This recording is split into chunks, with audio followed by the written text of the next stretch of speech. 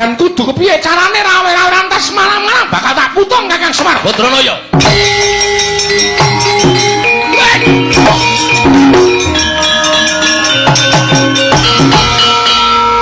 Ngopo Gong arep jengklet kesangkut.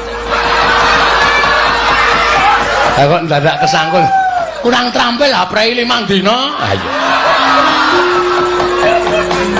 Keprigel aku sudah iki. Waduh. Arep ngopo kowe maju? Arep mangsuli sinuwun Darawati. Bagong iki perkaraku. Iki ya perkaraku kowe bapak kowe. Kowe wong tuaku Pak. Rumangsane nyepelekke karo Semar. Semar ki bangun kayangan ora mung pisan iki. Semar ki bangun kayangan wis bola-bali. Biyen jaman Semar isih ngrekoso. Ha ta Pak? Panen dele. Bali panen dele tukokke cagak siji, nggo panggo bangun masjid kono, masjid kene, masjid kene. Sapa sing ora kepocangan Budiro Semar? Ha ta Mir? Mbok Pak ngono, Mir wae. Ya. Aku mung arep bangun kayangane kok ana pepalange, rumangsaku kok dumeh dikongkon Bathara Guru kok arepe terus menangan dhewe. Bagong kowe arep ngopo? Lho, arep nesu. Nesu karo sapa? Lho. Karo kowe. Kowe gelem ora tak nesoni? Aku ora ana perkara karo kowe ning karo bapakmu. Sinuwun. Amun kaya ngoten sinuwun. Sampeyan kok terus ajeng menggak karepane bapak lembangun kayangan.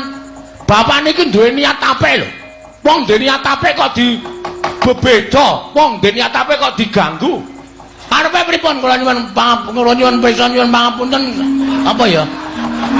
Ora kaya omonge ra jelas kok. Kula nyuwun besara sampean. Karepmu piye? Sir sampean pripun?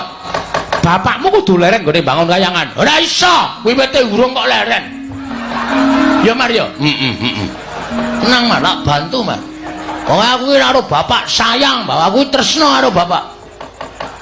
Nganti aku dadi letkol kaya ngene iki nek ora saka bapak ora bakal iso kelakon. Letkol apa? Letkol Sukino. Ayo. Aduh engko nek ngetokke Bandi jenenge Sukini ya, Truk, ora apa-apa.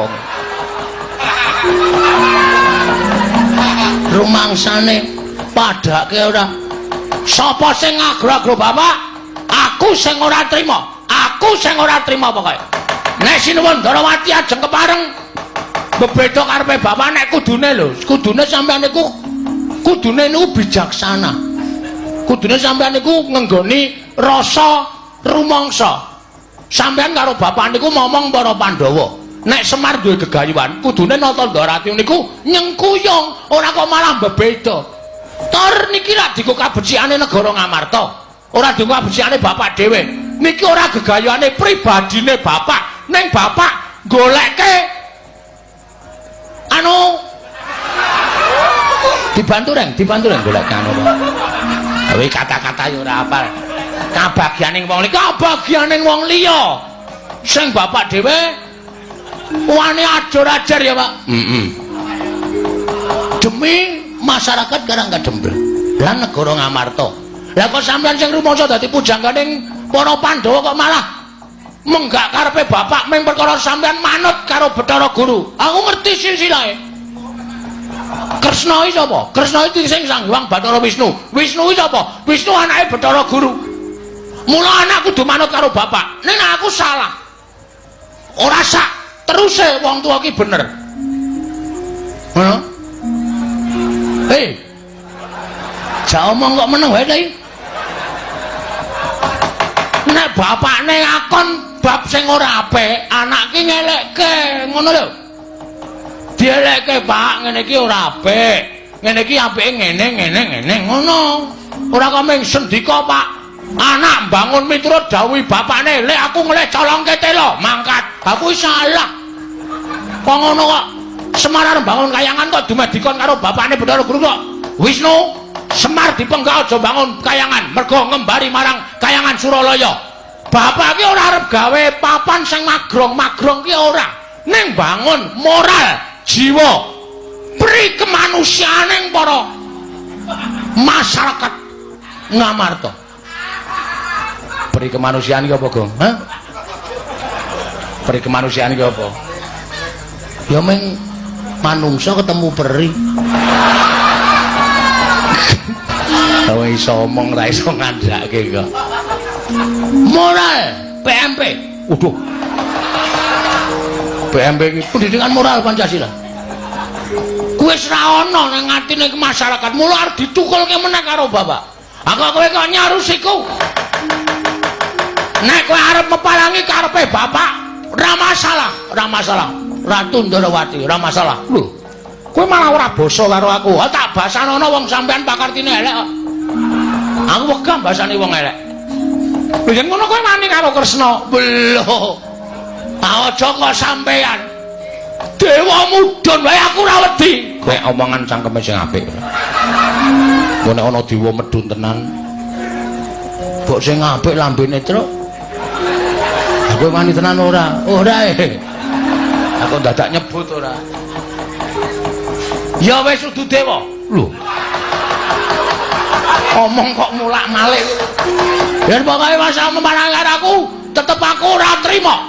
Tantrimane Bagong sapa wae sing arep meparangi karepe bapak kena watan iso nglangkai kuandane gareng. Weh.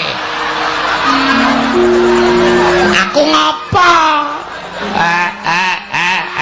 Rasanange ora. Aku arep mati Truk. Ora wong Bagong iki ngapusi kok ora. Lah enggak ono kuandane Bagong legane atiku.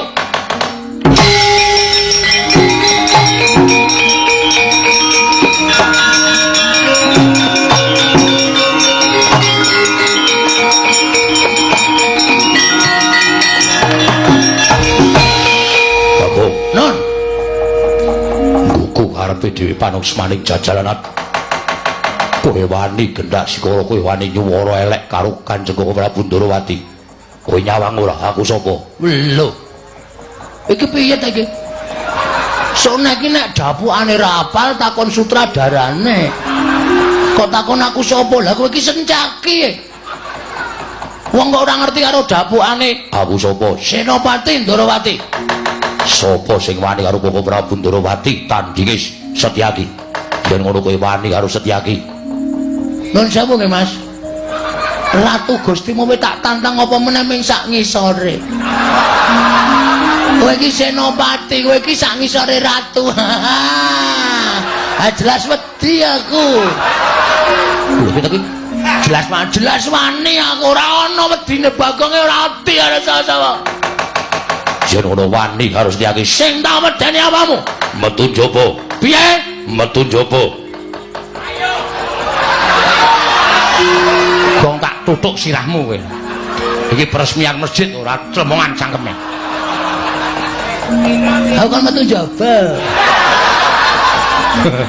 gelem ora gelem ya sasake apa terserah lah pokoke manut aku pokoke metu njaba metu apa ayo legandang dereng metu njaba tutut Raden Setyaki. Oh Bagong ki ora pisan ora pindho gawe perkara aku gah nek kon ngewangi perang musuh Ndara Setyaki aku gah Gong nek kon ngewangi perang musuh Ndara Setyaki gawe wong ampuh ora usah do melu-melu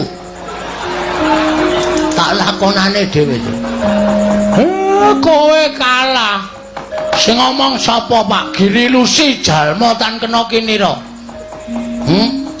cacing kae kala mangsa iso tekan pucuk gunung mula aja sok ngembe karo wong aja sok ngilani karo wong aja tok sawang blegere ming wujud Bagong kaya ngene sawangan Pak aku ning alun-alun alun-alun ngendi arang kadempel kok alun-alun lapangan bal-balan aku gelut karo Setyaki kalah trima suduk salira. Nek pancen wani kowe nututono Setyaki. Sik. Lho. Kok kowe sik piye? Awak dhewe jane ndek jagon. Lho. Sapa jagone? Ki do ngopo ya ning mburi iki? Ngandel ora. Iki mbakoku. Malah go uduk-udukan. Dudu aku Bagong. Yayi Antasena. Ah, ora iso, kowe nglinting kok sak jempol-jempol.